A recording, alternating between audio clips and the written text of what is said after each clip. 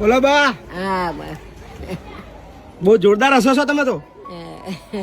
શું નામ તમારું? મંજુલાબેન. મંજુલાબેન, હા કેટલી ઉંમર થઈ તમારી? 80. આટલું બધું જીવાય?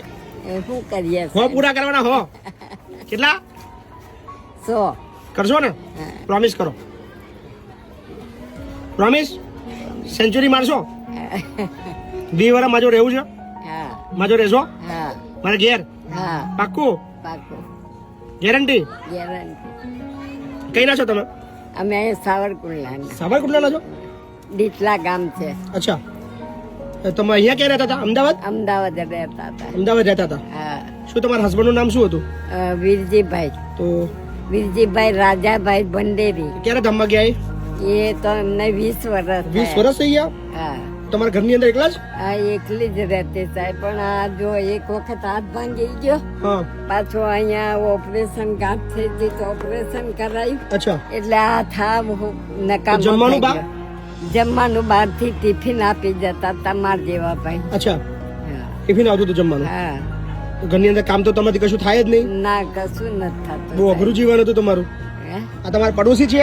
હા અમાર પાડોશી છે. તમારા સોસાયટીના ચેરમેન છે? હા ચેરમેન છે. આવા ચેરમેન બધાને મળે તો કેટલું સારું. હા અમદાવાદની અંદર ઘણી બધી સોસાયટીઓ છે, ઘણા બધા ચેરમેન છે.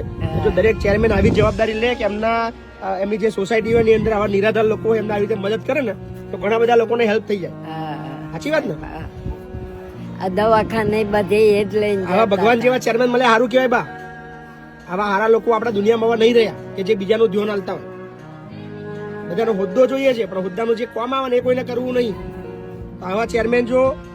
શું નામ તમારું? પ્રકાશભાઈ. પ્રકાશભાઈ. તમારું નામ? યોગેશભાઈ ભાવસર. યોગેશભાઈ. કઈ સોસાયટી નામ છે તમારું? અક્ષર વિલાય એપાર્ટમેન્ટ, અક્ષરવિલા એપાર્ટમેન્ટ, અમદાવાદ, અમદાવાદ, ઠક્કરનગર. ઠક્કરનગર. બરાબર. તમે હું શું નામ તમારું? મારું નામ પ્રકાશભાઈ. બા એકલા રહે છે ત્યાં? એકલા એકલા કેટલા વર્ષથી તમે બાને ઓળખો છો? 20-22 વર્ષથી 20-22 વર્ષથી ઓળખો છો? જ્યારનું મકાન રાખ્યું ત્યાંને અમે ઓળખીએ એકલા છીએ. એકલું જીવન વિતાવે છે. એકલું જીવન વિતાવે છે. બહુ અઘરું પરિસ્થિતિ વાળી મતલબ એમની જિંદગી છે. એ બાર રડો શું કરવા હવે? હવે શું કામ રડવાનું તમારું? રોવાનું શું છે? હવે તો તમારા સારા દિવસ આવી ગયા. હવે તો તમારે એક દીકરો મળી ગયો. અમે છીએ ને ભાઈ. હે બા?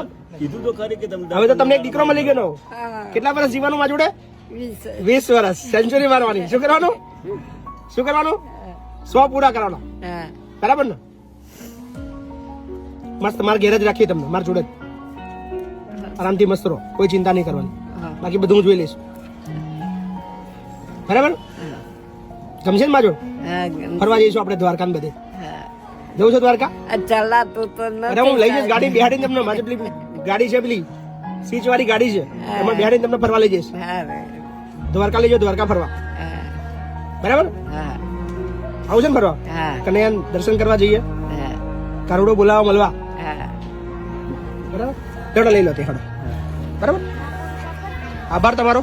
અને અમદાવાદના જેટલા બી ચેરમેન અને જે લોકો છે સોસાયટીના જવાબદાર લોકો, એમને કહું કે તમારા આસપાસની અંદર આવા બહુ બિચારા તકલીફવાળા લોકો હોય તેમને ચોક્કસથી નીચે જે એડ્રેસ દેખાય છે ત્યાં મોકલી આવજો. થેન્ક યુ મારા ભાઈ, ખૂબ ખૂબ આભાર તમારો. તમારા સેવાના સલામ છે ભાઈ. Thank you.